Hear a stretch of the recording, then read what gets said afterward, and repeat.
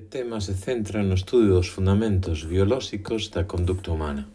É dicir, neste tema nos vamos a centrar nas bases materiais biolóxicas que explícanos, a través dos procesos, sistemas biolóxico e químicos, que explican o que podemos observar da conducta e que, por tanto, influen na nosa mente. Pero, aínda que parezca difícil de creer, a historia da ciencia, en moitas culturas se considerou que a nosa alma, a nosa psique, a nosa ánima estaba en lugares moi distintos do cerebro.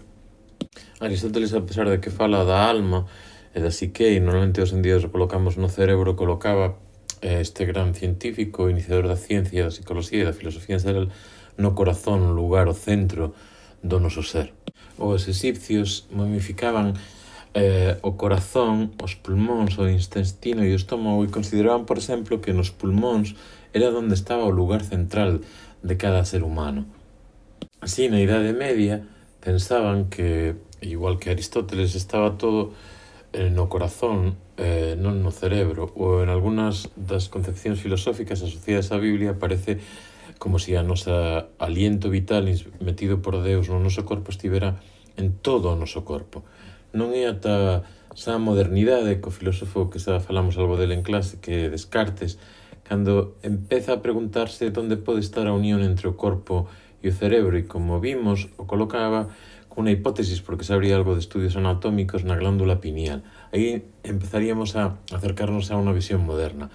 E non é ata o século XIX, co frenólogo Gall e a frenoloxía, que van a defender que o noso corpo, a nosa alma, estaría sobre todo relacionada coas medidas que eles facían do cerebro. Dividían o cráneo nunha serie de protuberancias que podían medir no laboratorio e en función dos tamaños asociaban a determinadas protuberancias, asociaban a existencia no cráneo de unha serie de medidas que podían determinar cal era a nosa personalidade ou a nosa inteligencia.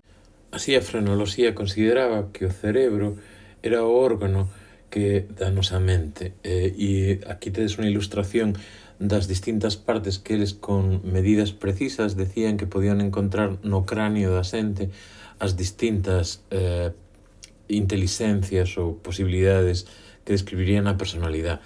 Para eles, existe unha concepción xa algo moderna, a nosa necesidade de comer, de dormir, a sexualidade, todo estaría supostamente no cerebro.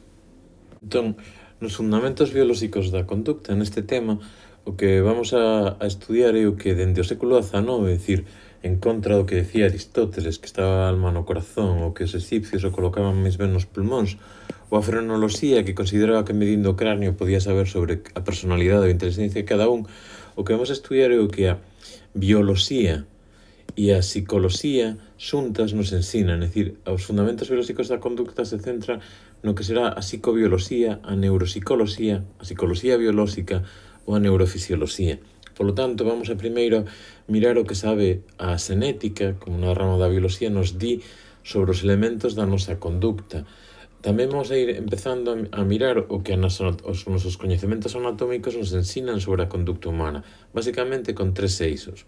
Un estudo primeiro do sistema nervioso, central e periférico, no que entraremos a saber cousas sobre as neuronas e os neurotransmisores, pero tamén co sistema endocrino e un poquinho tamén sobre as técnicas de neuroimaxen que nos permiten coñecer en directo casi como funciona o noso cerebro para explicar a conducta. Termina o noso tema con un estudo moi breve de algunhas enfermidades ou patoloxías das que sabemos exactamente o componente biolóxico. E este será o esquema do noso tema.